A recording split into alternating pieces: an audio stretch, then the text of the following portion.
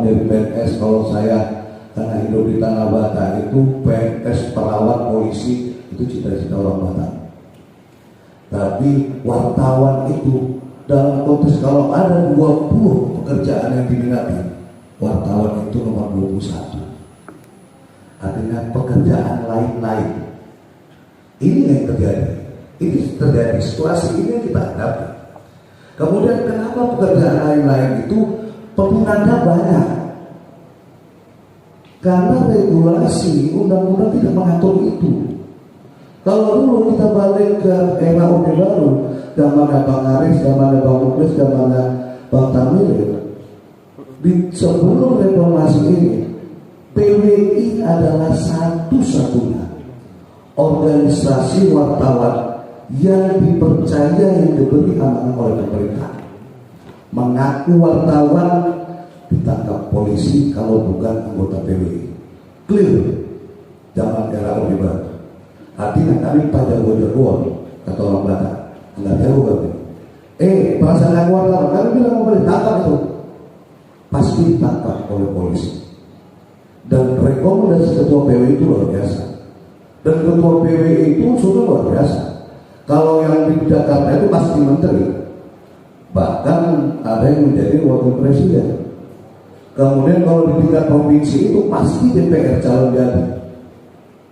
Di zaman kita nggak dapat itu ya Bang ya. Kita zaman reformasi, makanya kami naas-naas data. Kami produk terakhir di era Orde Baru. Jadi produk terakhir itu menjadi produk yang dicoba. Sekarang ini situasi dulu itu hebat kan?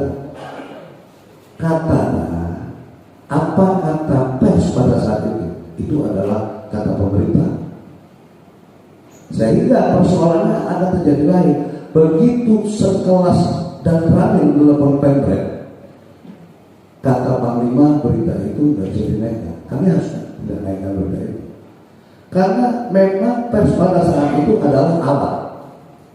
Itulah Undang-Undang 11 tahun 1966 terkait ketentuan pokok-pokok pers.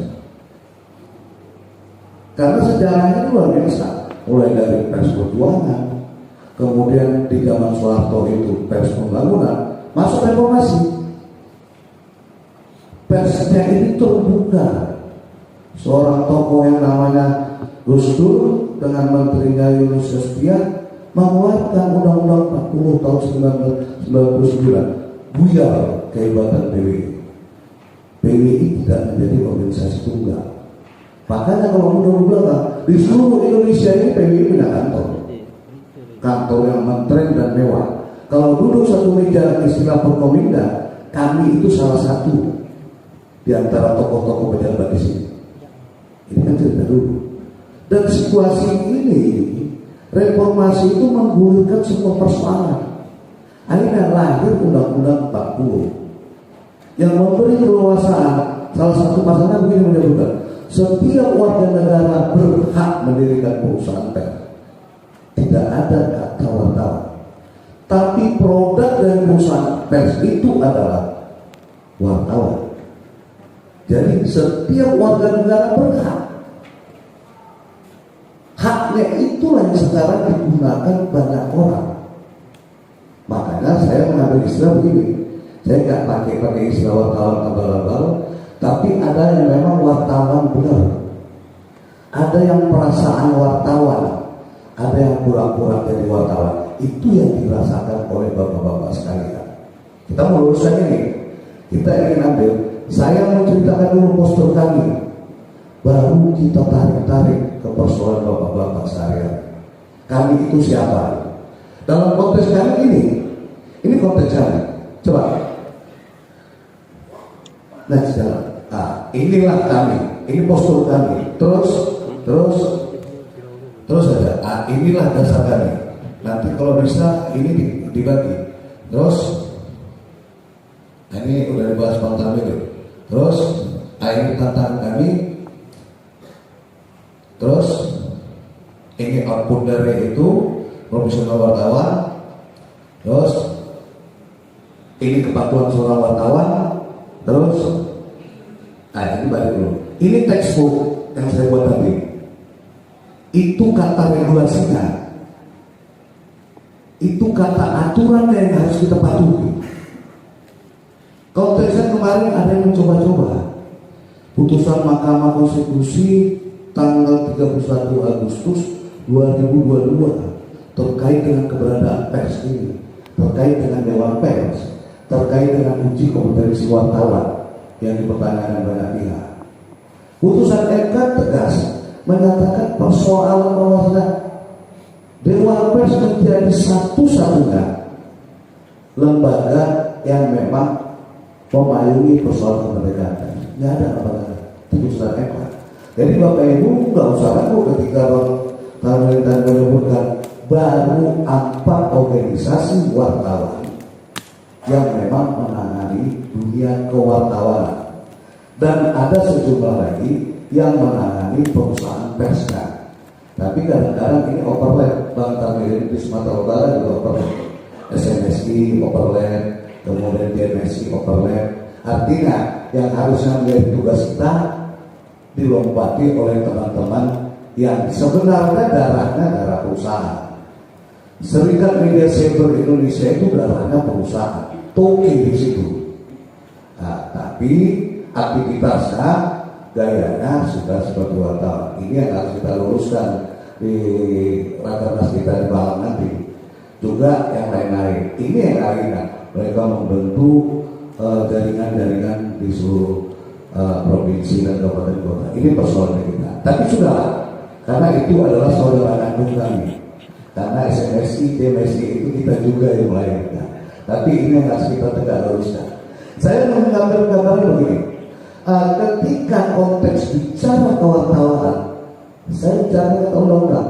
Wartawan kata undang-undang 40 itu adalah orang yang melakukan aktivitas jurnalistik secara teratur, tidak dikomang-komangkan.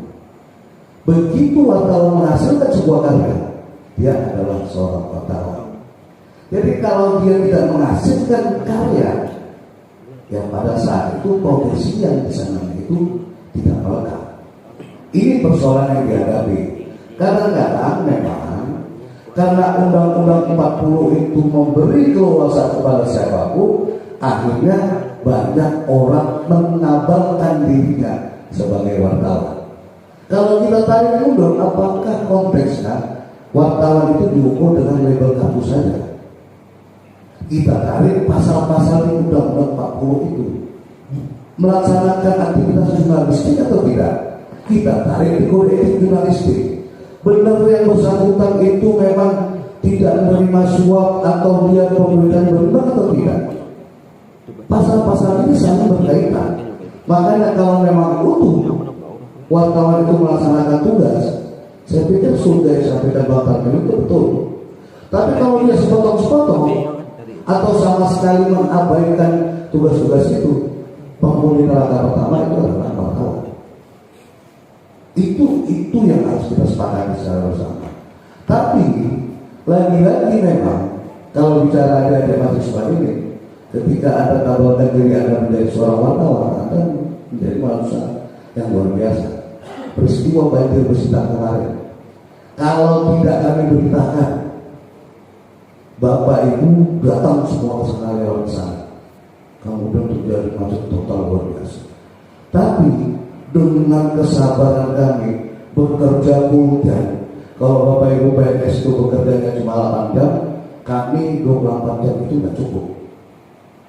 Jadi menongkrong kami sampai menunggu air surut. Sehingga air surut itu kami kabarkan kepada masyarakat. Bapak Ibu, jalan ini sudah bisa dilewati. Itulah nilai surga dari seorang wartawan. Dikabarkan peristiwa supaya Anda itu kalau misalnya bawa bekal nggak perlu bawa bekal lagi. Itu mulia sekali. Begitu juga peristiwa misalnya, saya nggak tahu kemana kapan-kapan begitu lebaran, teman-teman wartawan terutama dari elektronik itu mengkabarkan, di sini Bapak Ibu jalan macet, di sini jangan lewat. Bapak Ibu lebaran, kami enggak. Itu nilai kemuliaan. Kemudian mengkabarkan orang ditangkap KPK. KPK itu hitungnya 1 kali 24 jam, nggak tahu dari jam berapa. Jam 3 sore sampai jam 3 sore lagi, jam 3 subuh, jam 3 subuh lagi. kami gambarkan juga peristiwa seseorang yang sudah melakukan dugaan korupsi segala macam, gak tidur lagi perempuan. Itu nilai kemuliaan. Mental, fisik yang prima itu ada di kita. Kalau dulu ada istilahnya wartawan itu daya pikirnya bagus, makanya seorang wartawan itu mudah-mudahan rata-rata umurnya panjang. Mohon maaf, berbanding terbalik dengan para PNS. Habis pensiun bukan umur pendek, tapi aktivitasnya lain. Kalau kami kan terus berpikir, menghasilkan karya. Kata medis, ketika otak ini terus diolah, itu bisa memperpanjang umur dan memperpanjang efek penuaan dan memperpanjang ya apa namanya, kalau orang tua itu mulai pikun segala macam. Makanya tokoh-tokoh pers itu umurnya panjang. Saya contohkan ini, waspada bro, yang paling muda masih hidup itu umurnya 73 tahun, benar waspada hari itu. Yang paling muda masih hidup. Dan abang yang paling tua, Bang Tribuana itu umurnya 80. Jadi itu kenapa kami melakukan itu? Karena kami berpikir positif. Kita mesti tinggi terus terhadap semua persoalan. Tokoh-tokohnya ini memang panjang umur. Kemudian daya pikirnya luar biasa. Makanya dulu belum ada alat rekam, belum ada tape recorder. Dulu makanya tulisan stereo itu asal muasalnya ada sejarah. Seseorang bicara tidak akan lebih jika kecepatan tangannya daripada kecepatan otaknya. Makanya dia stereokan. Dia stereokan itu tujuannya antara dia dan Allah Subhanahu Wa Taala saja yang tahu tulisan itu. Itu istilah sih. Kalau sekarang kan ada alat perekam, dia kasih segala macam. Begitu dia sampaikan toh, dia gunakan mesin tape dengan pelan-pelan, sehingga isi tulisan itu luar biasa. Dia ciptakan masyarakat pembacanya itu seakan-akan ada dalam sebuah peristiwa itu. Itu kelebihan dari seorang wartawan. Dia gambarkan seakan-akan, sehingga yang terjadi adalah ketika masyarakat membaca 3 media, 3 cerita ini akan dia sampaikan. Padahal masyarakat itu membaca dari media A, B, kemudian yang satu media A, yang satu media C. Akhirnya perdebatan itu muncul di warung kopi. Siapa penyebabnya? Karya jurnalistik seorang wartawan. Itu kelebihan-kelebihannya. Tapi teknologi sekarang ini tidak lagi. Sekarang udah main copy paste. Makanya wartawan itu dengan pakai handphone segala macam udah merasa hebat, punya kartu pers, datang ke desa-desa, datang ke kantor camat, tujuannya hanya untuk minta uang makan dan uang minyak habis itu pulang. Seakan-akan ayahnya mereka. Ini yang terjadi di kami. Tingkat keresahan ini sudah kami rasakan. Kami merasakan suasana itu. Di Medan itu dulu ada jembatan timbang di Tanjung Perawat. Jembatan timbang A, jembatan timbang B. Itu shift pekerjaan itu 3 kali. Shiftnya itu 8 jam 8 jam, jadi 1 hari 3 kali. Setiap shift itu datang segelombol manusia yang mengaku wartawan dengan membawa daftar list. Itu isinya datang itu naik angkot, 2 angkot menjumpai kepala timbangan. Jadi mereka cukup menghasilkan 3 kali saja, udah cukup untuk bawa pulang 200-300 ribu. Kenapa peristiwa ini terjadi? Karena perilaku oknum di situ juga melakukan pungutan liar. Kehidupan wartawan seperti ini tidak akan pernah tumbuh kalau kita melaksanakan aktivitas itu secara benar sesuai aturan. Kan nggak akan tumbuh. Tapi begitu banyak permainan di semua sektor, kami akan tumbuh, berkembang dan menjauh. Tapi kami dalam tanda kutip, tidak dalam konteks yang kita ingin dudukkan di sini. Jadi dalam persoalan ini, tukang tempel ban dekat rumah saya sekarang udah tempel. Kata undang-undang membolehkan itu. Makanya sekarang dimunculkanlah peraturan Dewan Pers terkait dengan sertifikasi wartawan. Itulah yang namanya uji kompetensi wartawan. Wartawan itu diukur kemampuannya. Memang betul wartawan, pura-pura wartawan, atau perasaan wartawan. diukur berarti kompetensi. Saya berulang kali menguji di sini, dan Bang Haris sama Bang Tarjil juga berulang kali menguji di Medan. Kita ukur punya parameternya. Wartawan bagaimana yang bersangkutan itu melaksanakan aktivitas jurnalistik. Begitu putusan MK ini muncul, arah pemerintah, arah Dewan Pers adalah satu saat nanti seorang wartawan itu akan diukur dengan kompetensi. Satu saat nanti regulasinya itu akan disampaikan secara nasional. Di Sumatera Utara saya contohkan, pemerintah Provinsi Sumatera Utara hanya menerima wartawan yang memiliki sertifikasi kompeten. Pemko Medan juga seperti itu, saya nggak tahu di Aceh apakah sudah diterapkan itu. Ini gunanya adalah memfilter, gunanya menjaga hal-hal seperti itu yang harus kita lakukan. Bapak Ibu jangan khawatir, kalau memang ada orang yang mengaku wartawan, tiba-tiba di badan juga LSM misalnya. Wartawan ya wartawan, LSM pakai LSM. Jadi nggak perlu khawatir, dia datang dengan baju wartawan, dia datang dengan baju LSM. Wartawan itu diatur dengan Undang-Undang 40. Nggak ada disebutkan lembaga swadaya masyarakat.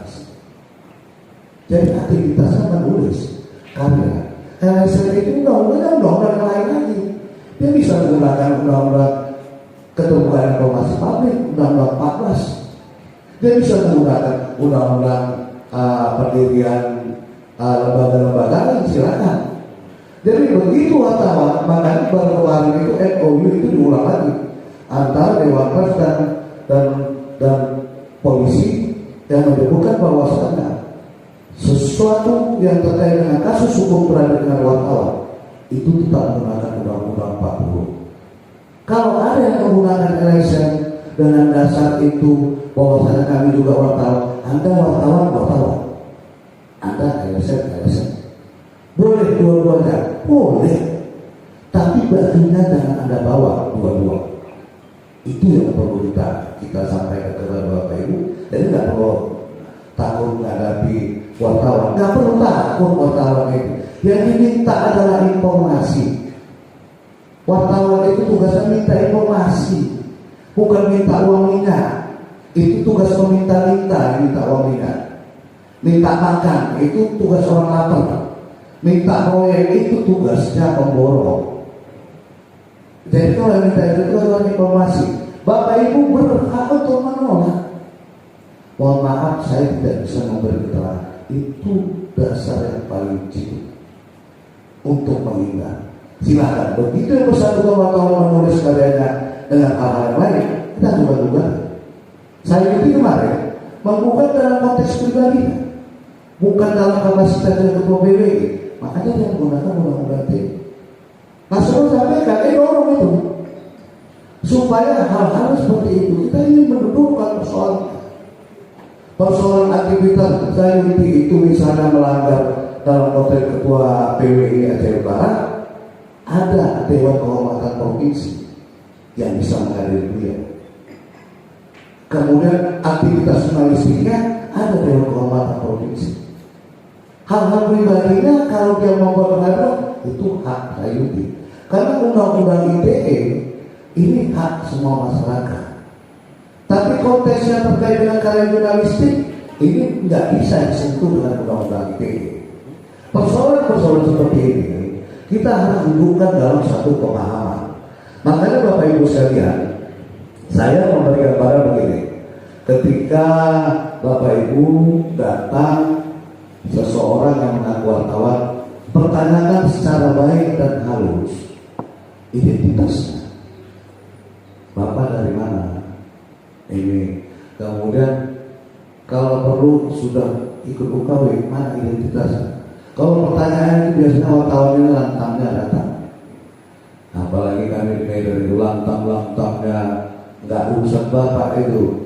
Ini proyeknya ini Bapak melakukan ini, bawa borgol pula dia, bawa ini pula dia, bukan biasa betul kata. Kami bukan pengadil. Yang pengadil itu adalah putusan pengadilan. Itu menunggu ikrar. Ini kadang-kadang udah bawa borgol, bawa segala macam, ini yang terjadi. Mohon maaf, peristiwa ini terjadinya lebih banyak di daerah. Kalau di kota-kota besar ini tidak ada. Tapi kenapa peristiwa ini terjadi? Karena ada ketakutan dan kekhawatiran dari masyarakat yang namanya momok dan sosok wartawan itu digambarkan ibarat orang seram, berewok, kepalanya nggak botak, gondrong, bertatu. Ini digambarkan momok gitu. Padahal gantengan dan Bang Aris, ganteng, Sayuti, handsome, luar biasa. Ini kadang-kadang dianggap momok. Kita berharap masih ayo kita merubah diri, kita mulai sesuatu itu dari Rosmawi cerita. Artinya kami bukan siapa-siapa. Coba ini kata Jokowi ya. Jurnalisme jangan hanya menjadikan fakta, tapi harus memperhitungkan dampak. Pers seharusnya tidak sekedar menerapkan good journalism, tapi juga wise journalism. Ini jurnalisme bijak. Di tengah korupsi, pers harus bisa beradaptasi lebih kreatif dan produktif. Pers harus menjaga kredibilitasnya, berbagi informasi, meningkatkan kecermatan, menjaga independensi dan objektivitas. Coba apa kata sekarang? Nah, saya kutip-kutip aja nih. Ini peristiwa ini Istana Bogor tahun 65. Ini Soekarno mengkritik kita, Bang Tanwir. Jangan sampai saudara mengeluarkan satu perkataan pun dari tetesan pena saudara yang tidak berisi kebenaran. Karena tiap tetesan pena saudara dipercaya oleh pembaca. Tanggung jawab saudara tinggi sekali. Awas, jangan sampai tulisan sebetulnya adalah fitnah. Karena itu sebelum menulis cek dulu. Soekarno tahun 65 udah bilang cek. Hati-hati menulis, sebab saudara punya pekerjaan adalah pekerjaan gawat sekali artinya tingkat tinggi posisi wartawan. Jangan saudara membantu kepada inilah gontok-gontokanlah keburukan, ini kan bisa intervensi. Ingat, a great civilization never goes unless it's destroyed itself from it. Artinya sebuah negara besar itu hanya akan terhianati oleh orang dari dalamnya sendiri. Dia kan wartawan itu menjadi berkhianat. Ini gambaran-gambaran yang digambarkan oleh Soekarno. Karena kenapa? Karena kita tahu semuanya. Mohon maaf kalau PBI itu kan jelas. Kami tetap merah putih, Pancasila dan patuh pada undang-undang. Kami tidak tahu organisasi lain. Makanya itu. Kemudian ini yang menarik. Terus next, menjaga integritas dan profesionalisme wartawan. Pers itu bukan lawan. Pers hanya akan menjadi kawan jika kita bersama mengungkap kebenaran. Dan pers akan menjadi lawan jika kita melakukan kejahatan. Kami akan mengkritik Anda. Kami akan mengkoreksi Anda. Kemudian wartawan manusia biasa. Bersahabatlah dengan mereka dalam konteks pribadi. Macam Sayuti ini kan tahunya pada kali ini dalam konteks pribadi. Tapi jika Anda bersahabat dalam konteks profesinya, wartawan hanya akan mengedepankan independensinya tanpa pernah memandang arti dari sebuah persahabatan. Oh, ini memang dalam ya. Ini dalam, tapi kita sok-sokkan lah, kita lumpuhkan lah. Kemudian menjadi wartawan adalah hak setiap warga negara, namun hak tersebut harus dibarengi dengan kompetensi dan kemampuan melakukan aktivitas jurnalistik. Ini yang kami terus gaungkan, kompetensi. Kemudian wartawan profesional tetap sejatinya tetap menjaga kehormatan profesi.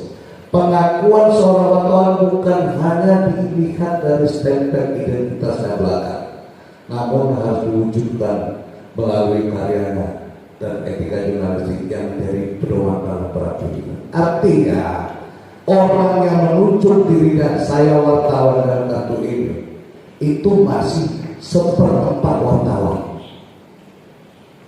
Dia tunjukkan, kemudian dia melakukan aktivitas dia konfirmasi, dia cek dan recheck berdasarkan data dan fakta, tambah lagi seperempat lagi. Kemudian begitu dia ngantor, dia etikanya terpenuhi, tambah seperempat lagi. Dan begitu karyanya dia hasilkan, dia sempurna menjadi seorang wartawan. Hal-hal seperti ini harus kita tanamkan. Makanya kami harus menjadikan begini, kami bangga menjadi wartawan. Karena wartawan dalam konotasi yang positif.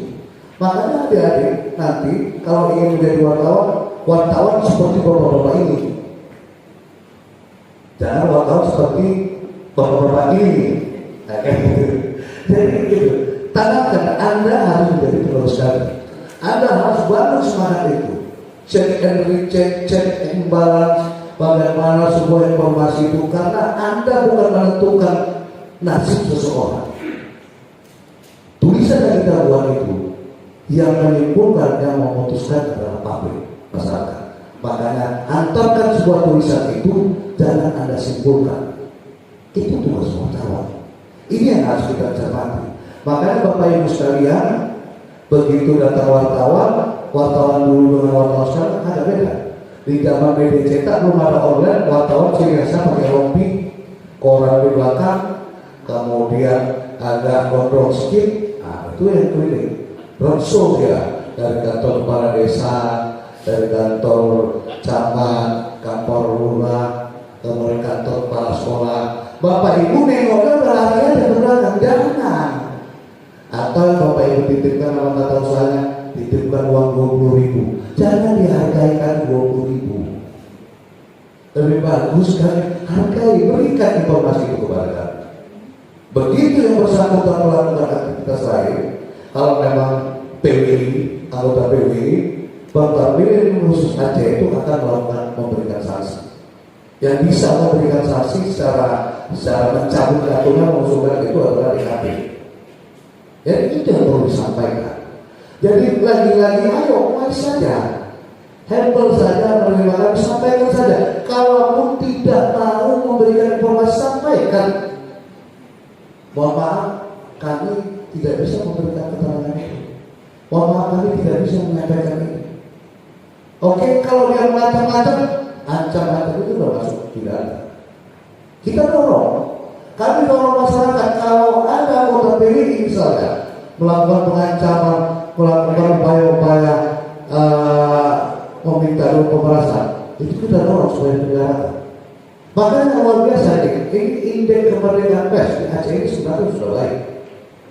Kalau ini tarik, bagaimana suasana proses kemerdekaan pers di Aceh ini? Sudah baik. Beda dengan di Sumatera Utara. Sumatera Utara itu urutan nomor 28. Kenapa peristiwa itu terjadi? Peristiwa di Sumatera itu rupanya studi kasusnya itu tentang peristiwa penganiayaan tentang wartawan yang ada di Siantar, kemudian pembakaran mobil rumah wartawan yang ada di Binjai, kemudian mobil wartawan di Sergi. Ternyata setelah investigasi, yang bersangkutan itu bukan anggota organisasi profesi wartawan. Kemudian ditarik lagi mundur, yang bersangkutan betul memang memiliki kartu pers. Saya pada saat itu dengan Dewan saya bilang, kalau parameternya seperti ini hanya dengan kartu pers, kemudian yang bersangkutan itu dianggap unsur dari profesi kewartawanan, ya pantas. Sumatera Utara itu eksportir wartawan di seluruh Indonesia. Jadi pantas, dinamikanya cukup tinggi. Tapi ayo kita kaitkan, wartawan itu melakukan aktivitas jurnalistik sesuai dengan kode etik jurnalistik, dengan sesuai dengan Undang-Undang 40, atau memiliki sertifikat kompeten. Tak satu pun yang memiliki sertifikat kompeten. Mereka itu rupanya memang ditarik ke belakang. Ini memang tujuannya memeras. Cuma memiliki kartu pers. Yang dicidrai adalah profesi wartawan yang dilakukan oleh orang-orang yang benar menjalankan tugas kewartawanan. Makanya artinya berapa kasus kebaikan, berapa kasus keburukan dari oknum-oknum wartawan ini tidak imbang dia, Pak. Tercitrakan negatif, Pak. Akhirnya posisi wartawan ini. Kemuliaan-kemuliaan yang harus dilakukan seorang wartawan itu tidak dirasakan.